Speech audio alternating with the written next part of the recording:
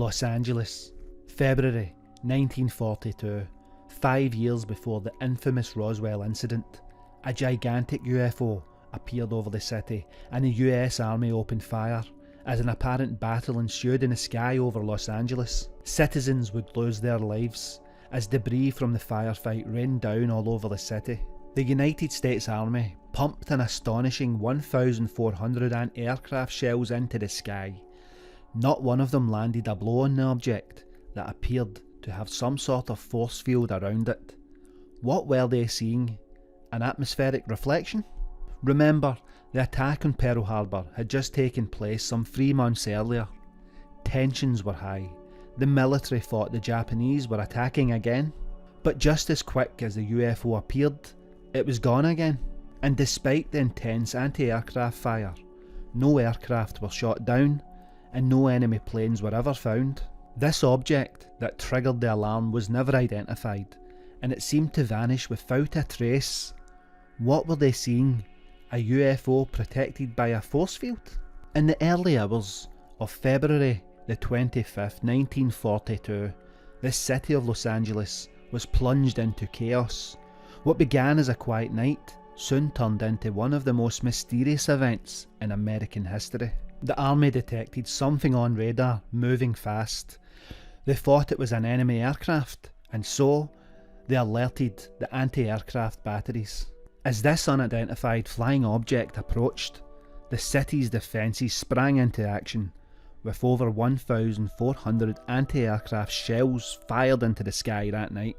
They thought they were under attack, but they were ready. The next morning, the mystery deepens. The city is quiet again, but the streets are filled with debris from the anti-aircraft shells. The firing had ceased by dawn, and despite the intense barrage, no enemy planes were found, and the object that triggered the alarm had vanished without a trace. The military didn't hit anything, there was no wreckage, and no evidence of an enemy craft. So the question then becomes, well, what were they shooting at then? In the morning, there was a press conference. Military officials addressed the media and said, "We are investigating this incident, but at this time, we have no explanation for what we've seen in the skies over Los Angeles." A reporter asked, "Could this have been a false alarm?" And a general responded, "It is possible, but we cannot rule out any possibilities at this stage." The Battle of Los Angeles remains one of the most enigmatic events of World War II. Was it a case of wartime nerves, a weather balloon, an atmospheric reflection, or something more extraordinary? The truth, they say, may never be known. The Battle of Los Angeles is remembered as a night of fear and confusion. It's a reminder of the uncertainties of war and the mysteries that still elude us. But what do you guys think about this? Comments below, and thank you for watching. Anti-aircraft guns went into action against unidentified aircraft in the Los Angeles area shortly after 3 a.m. Pacific wartime this morning. The anti-aircraft guns began barking during a blackout ordered by the 4th Interceptor Command at 2:25 a.m. The unidentified object, which some sources thought might be a blimp, moved slowly down the Pacific coast from Santa Monica and disappeared south of Long Beach. Army officials declined to comment on the possibility that the object might have been a blimp. However, it required nearly 30 minutes to travel some 25 miles, far slower than an airplane. Watchers on the rooftop of the Columbia Broadcasting Building in the heart of Hollywood could plainly see the flashes of guns and searchlights sweeping the skies in a wide arc along the coastal area. Concussion of the shells could be felt in downtown Los Angeles, 15 miles away. U.S. Army planes quickly took to the dark skies, but whether they contacted the object has not been announced. Army officials say they will not comment until they receive a full report of the action. Although some watchers say they saw airplanes in the air, semi-official sources say they probably were the U.S. Army's pursuit.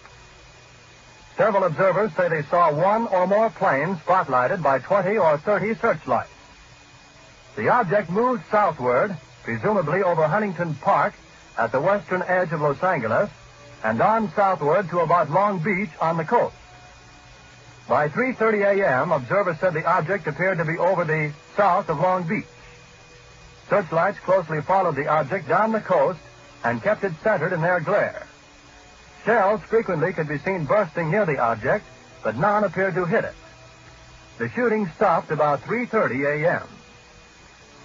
The shooting brought warfare to the front door of this city of 1.25 million population for the first time since December 7th.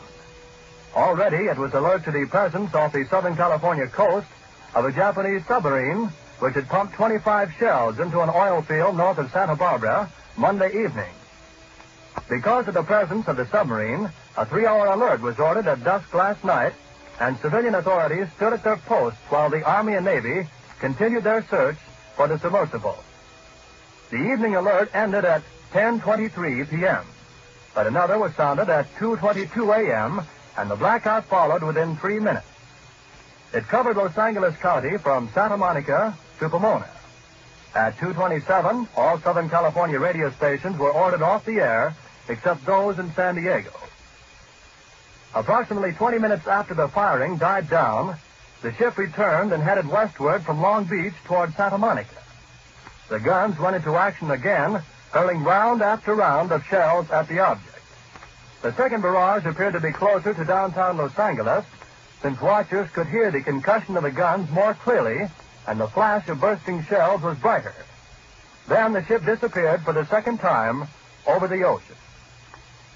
We return you now to CBS.